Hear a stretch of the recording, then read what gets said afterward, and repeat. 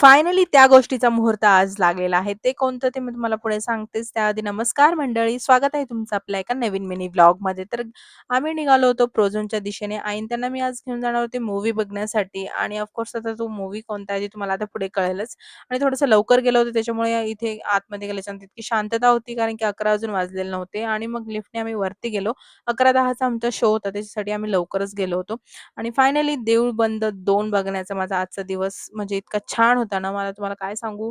आणि हा मूव्ही बघण्यासारखा आहे. खूप जास्त छान स्वामी भक्तांसाठी एकदम भारी एक्सपिरियन्स आहे. हा क्षण बघून, हा सीन बघून तर माझ्या अंगावरती काटा आला होता अक्षरशः.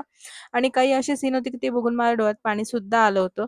आणि खरंच खूप शेतकऱ्यावरती आधारित चित्रपट आहे. खूप छान आहे आणि लास्टचा तर सीन जो आहे ना, तो पण अंगावरती काटा आणणारा क्षण आहे. सो ऑफकोर्स मी देऊळ बंद 3 ची पण तेवढ्याच आतुरतेने वाट बघेन आणि मग बाहेर आल्याच्यानंतर स्वामीला ही राईड करायची होती.